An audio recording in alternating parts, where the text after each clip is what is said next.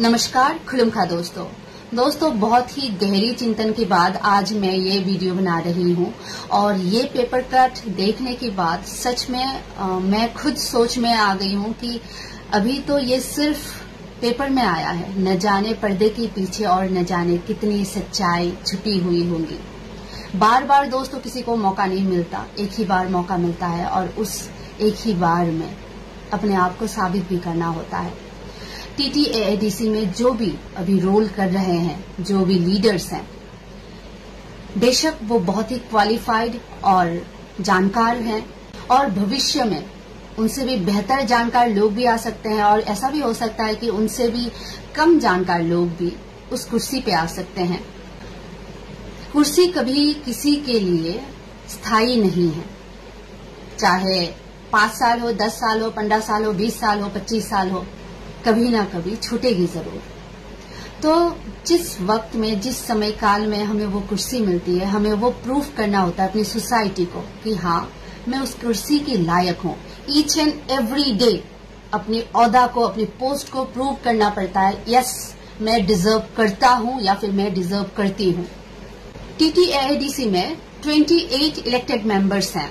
चलो मान लो उनमें से आधी ऐसे हैं जो काम करना नहीं चाहते, जो ऐसे लोग हैं जो काम तो करते हैं पर अपने लिए, किसी और के लिए कम सोचते हैं, पर आधी तो ऐसे होंगे ना जो अपने लिए नहीं, सोसाइटी के लिए सोचते हैं और इन रिटर्न सोसाइटी को कुछ देना चाहते हैं और सेम सोच रखते हैं कि चलो लोगों के लिए कुछ ऐसा करें। देखा जाए तो अभी सामने और 6 से 7 महीने ही बाकी हैं अप्रॉक्स, मान लिया जाए। सामने नया फिर से इलेक्शन होगा, उसके बाद कुर्सी होगी या नहीं, कुर्सी होगी, जरूर कुर्सी होगी, पर आप होंगे या नहीं होंगे इसका कोई भरोसा नहीं है। कम से कम अपनी नजर में ना गिरो, ऐसा तो कुछ करके जाओ कि लोग आपको कम से कम अच्छी बातों के लिए, अच्छी चीजों के लिए याद रखें।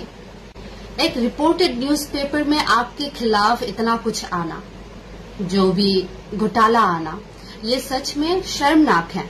ऐसा बिल्कुल नहीं है कि आप कुछ गलत करो और वो गलती जो है वो दब जाए। कभी ना कभी सच जो है वो उभर के बाहर निकल ही आती है। चलो मान लो कुर्सी नहीं रही, पर जो गलतियां की है वो तो रहेंगे ना। अगर कभी भविष्य में ऐसा कोई आया जो फाइल कुरेदने वाले हो ना, तो आप समझ जाओ समझदार को इशारा काफी है। मैं जहां तक समझ पा रही हूँ TTAADC के मैटर में, जहां तक मैं पढ़ पाई हूँ, समझ पाई हूँ, मुझे ये लगता है कि UC जो है, यूटिलाइजेशन सर्टिफिकेट जो है, वो सही नहीं है, उसमें समस्या है। अभी जो स्मोक हाउस वाला पेपर कटिंग है, अगर वो गलत है तो आप एक काम कीजिए, प्रॉपर एविडेंस लेके प्रेस रिलीज कर दीजिए, बात खत्म। और प्रमोशन वाली जो बात है ना, सरकारी अगर गेजेटेड नोटिफिकेशन प्रॉपर और प्रॉपर सर्विस रूल ना हो तो ये तो होगा ही, ये आम सी बात है, ये जरूर होगा अगर प्रॉपरली आपके पास ये सब ना हो तो। अभी जो कुछ दिन पहले ब्रिक सॉलिंग, PWD की काम, ये सब जो भी है, उन कामों का आयु कौन है पता है? उन कामों का आयु क्लर्क है। तो इंजीनियर की क्या जरूरत है? इंजीनियर की तो कोई जरूरत नहीं है ADC में फिर। और अभी कुछ महीने पहले सब जदयू वाला तो सबको याद ही होगा, जहाँ पे पेपर लीक हुआ है। ट्रांसपेरेंसी फॉलो करके एक एग्जाम नहीं हो सकता, एक इंटरव्यू नहीं हो सकता, इंजीनियर, मेडिकल की हम रिक्रूटमेंट नहीं कर सकते। आप सोच के देखिए हमारी कंडीशन क्या है ADC में। ADC के लोग ADC में इसलिए बदलाव नहीं लाए, सरकार इसलिए बदल के नहीं लाए वो लोग कि पहले वाला सिस्टम ही चलता रहे। पहले वाला सिस्टम पसंद नहीं था, इसलिए ही अब नए सरकार बनाया, नए सरकार भी पहले वाले सिस्टम ही फॉलो कर रहे हैं। कुछ तो बदलाव लाओ सिस्टम में, कुछ तो ऐसा करो कि पहले वाले की जो भी घोटाला है, पहले वाले की जो भी गलतियां है, कम से कम उनको सुधार सके।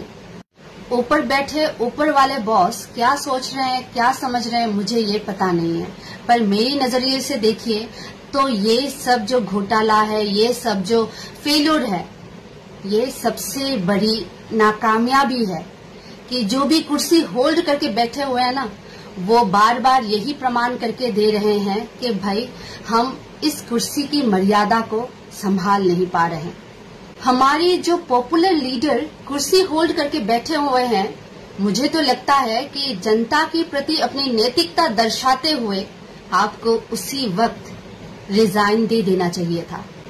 कुर्सी का मतलब तो मुझे बस यही पता है कि भाई उस कुर्सी को प्रूव करना होता है कि यार तेरे ऊपर बैठने वाला मुझसे बेहतर कोई नहीं होगा और हर रोज मैं तुझे ये प्रूव कर दूंगा या फिर कर दूंगी कि हाँ मैं डिजर्व करता हूं या फिर करती हूं इस कुर्सी को।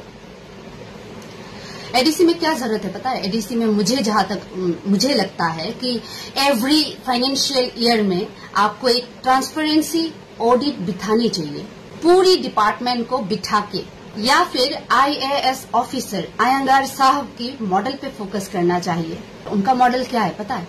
50% काम होने के बाद वो proper video documentation filing plus photo submit कर देते हैं, फिर 50% बाकी पैसे मिल जाता है। पैसे लो ना यार, एडवांस क्यों चाहिए पैसे? फिर एडवांस पैसे ले लोगे, फिर यूसी आप नहीं दिखा पाओगे, प्रॉपर यूटिलाइजेशन सर्टिफिकेट प्रॉपर नहीं दिखा पाओगे। तो इसका मतलब साफ यही है कि आप यूटिलाइजेशन सर्टिफिकेट प्रॉपरली नहीं दिखा पा रहे हो। इसका मतलब तो साफ यही है ना कि भाई साहब घोटाला है। भाई साहब दायित्व जो है बड़ी कठिन काम होता है, क्योंकि सिर्फ पॉलिटिकल प्रोपोगेंडा चलाना और अपनी सोसाइटी के लिए सच में काम करना दोनों अलग बात है। तो आज के लिए बस इतना ही। अगली वीडियो में फिर से मुलाकात होगी। और दोस्तों सोचिए, जो जुबान से बोलते हो ना वही करके दिखाओ, क्योंकि अब तिपरासा जो है ना, फेक वादों से नफरत हो गई है। झूठे फेक वादे नहीं चाहिए, सच बताओ। शायद दिल दुखे, पर सच में इतना दम है कि उसको डाइजेस्ट किया जा सकता है। झूठ डाइजेस्ट नहीं होता और झूठ कभी ना कभी बाहर निकल के आता ही है। जय हिंद।